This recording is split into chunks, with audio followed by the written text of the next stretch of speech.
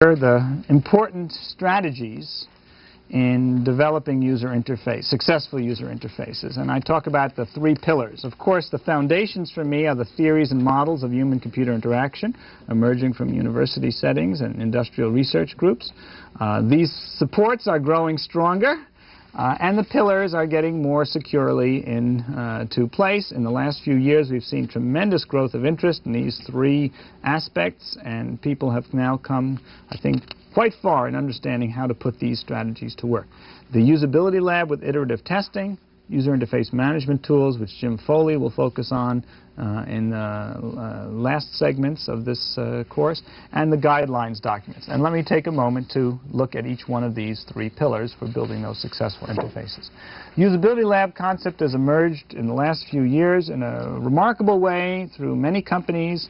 The term usability lab seems to have caught on as a good phrase. It is acceptable to management, and it conveys the right idea. This is not a rigorous evaluation that's going to produce scientific papers. It's a practical, getting down to work, trying out the system with real users, and finding out what's wrong and finding out how to improve it and measuring its effectiveness at doing the job that it's supposed to do. We've seen emergence of such usability labs in the major manufacturers, dozens and dozens of such labs, and also in major user companies, life insurance companies, airlines, and so on, banks, etc. The banks that have done a good job in doing the user interface evaluation especially have dramatically higher utilization of their teller machines than others. A very interesting result that effort on user interface makes a difference in the usability. Very clear results there. So we've seen the strategies of how to make sure it works and how to prevent the failure of these usability labs. There are some dangers. You have to make sure that the staff of the usability lab supports the project and doesn't seek to undermine it, but looks for the practical ways to make it a success. And videotaping has become a common technique in these labs. The evaluation of videotape is usually quite prompt and straightforward. By the time you've captured the videotape, you should also have a log of all the critical incidents and know where to go to look for them, so that you don't spend hundreds of hours evaluating those videotapes, but you know where to go to find the information. Many of the sites that use the videotape have developed special software to allow them to log the sessions and record timestamps and other information about what's going on during those sessions.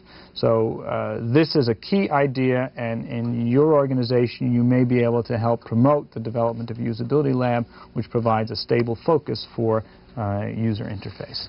The user interface management tools are changing month by month. We'll get a current rundown from Jim Foley, but these tools seem to produce about an order of magnitude increase in productivity of users. They not only allow you to get systems up earlier, that you can do prototyping testing earlier, but it also makes, and here's the big win, the manipulation, the change, the exploration quite easy. And we're seeing more and more powerful tools that run on standalone personal computers as well as on mainframe systems that have large libraries and connect with other standard software tools. So we'll be getting an in-depth review of this area from Jim. The third area, which I'll take a little more time on, is the guidelines documents. This, to me, is a vital part and a very successful one. We are seeing that there are grand sort of attempts at a national level to make guidelines documents.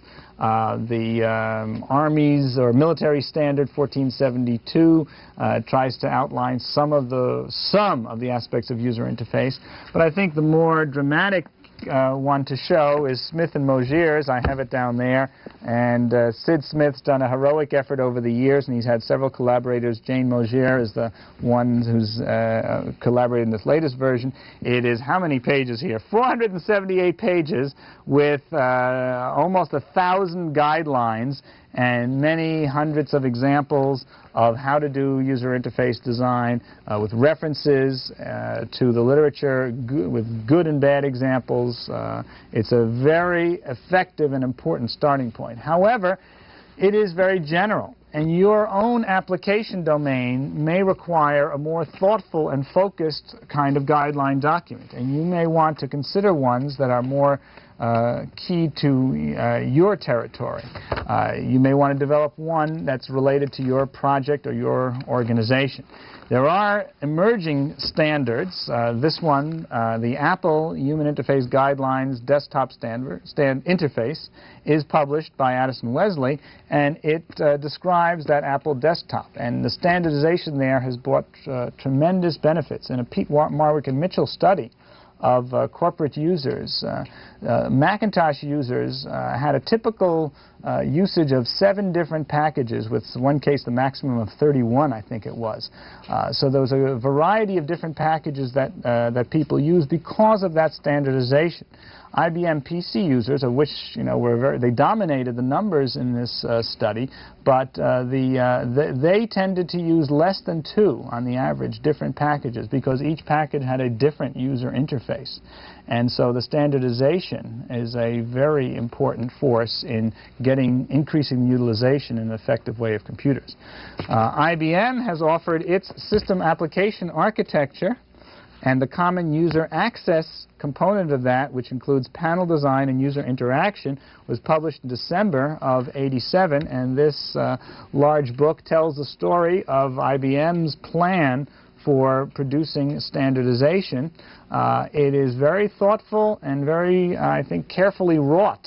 It does provide a way of providing common user access to both programmable workstations like personal computers, as well as the terminal-connected mainframes, such as the 3270 line of terminals. And that's a very important standardization effort, and there's expectation that this will influence many of the products. So this is beginning to happen, and I think it's a very profound phenomenon. If you want good examples to follow, I find this book by Marlon Brown, who wrote a guidelines book for Lockheed Corporation. He then went on to expand it into a general text called Human-Computer Interface Design Guidelines, and he offers quite readable and well-organized, with many examples in it, a well-organized text which would give you a guide, I think, to developing interfaces for your organization. So this is a very important phenomenon. This pillar of design guidelines makes a great difference in projects. I've worked with companies where it was 2 people designing a 12-page guideline in a 3-week period. I've worked with companies where it was 12 people for 2 years writing a 300-page single-space guideline document. Not the design of the screens, but the guidelines for writing those designs. And that's a very positive force. Now, these guidelines documents do not have to be restrictive. They do not have to inhibit creativity. That's often a concern. But they can be flexible. They can have enforcement strategies with exemptions and enhancements. And by providing a clear structure of what is expected, then you can provide the boundary in which creativity can flourish, and where we can get effective designs, and where we can do good evaluation and comparisons. So I just will repeat those pillars of the usability lab and iterative testing, the user interface management tools, and the guidelines documents as 3 principles for helping promote the development of good user interfaces. I voiced my support for the notion of direct manipulation, and I do want to emphasize that while I think menus and forms and command languages will always be